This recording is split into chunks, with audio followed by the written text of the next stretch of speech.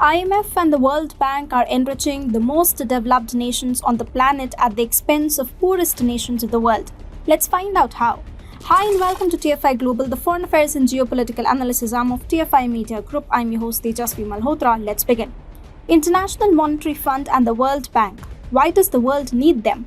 Well, their topmost agenda is to eliminate poverty from the face of the earth. IMF works to stabilize the global monetary system through its policies, while the World Bank's goal is to reduce poverty by offering assistance to middle-income and low-income countries.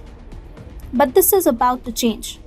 Rich Western nations are now hijacking these organizations to further their green agenda.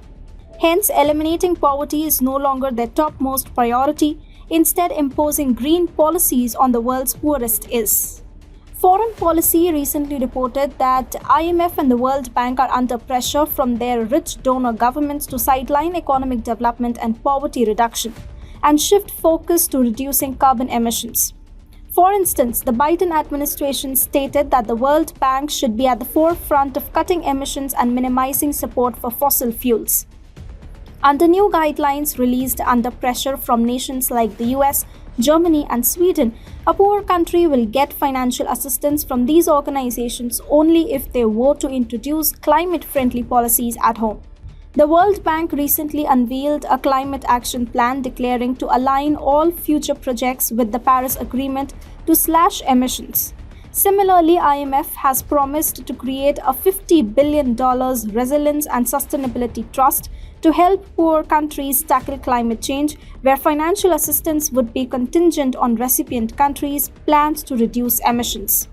Now, suppose a poor country wants the World Bank to fund a gas pipeline project that would enable millions of poor to access the low-carbon fuel.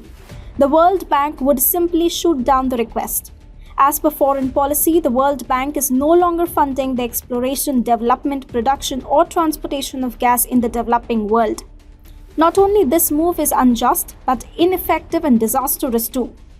Firstly, rich nations that are arm-twisting these organizations to impose their green agenda on poor nations are themselves the biggest carbon emitter in the world. Back in the 1700s and 1800s, during the economic revolutions, countries that are referred to as developed today made the world a gas chamber. Now that the developing nations around the world are doing the same, albeit in a much more environment-friendly manner, the West is outraged. Who is responsible for the global climate crisis? Countries like the United States and China, which have talked much about green energy and presented policies to become carbon neutral, are lagging behind the goals set in the Paris Climate Agreement. As per 2018 carbon emissions data, China tops the list with 10.06 gigatons. The US fares second with 5.41 gigatons. Poverty reduction is central to human development.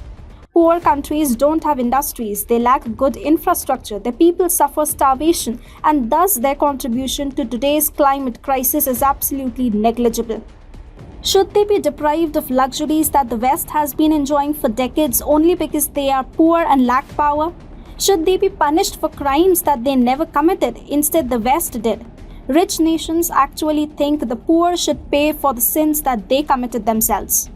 The irony is that these poor nations have the least means available to mitigate the effects of the climate crisis on their people. Shifting to greener energy requires a great amount of investment, and poor nations simply can't afford them. On the other hand, rich nations have the means to nullify the effects of the climate crisis on their population.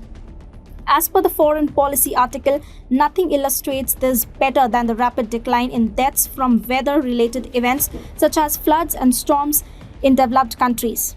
More than 3 billion people still live on less than $5.50 a day. An increase in poverty will only worsen the impact of climate change on the world because the poor are the most vulnerable. With this shift to climate change away from poverty elevation, we should expect the poverty level in the world to surge at a dangerous rate. IMF and the World Bank are thus leading the world to penury only to please a few elites of the Western world.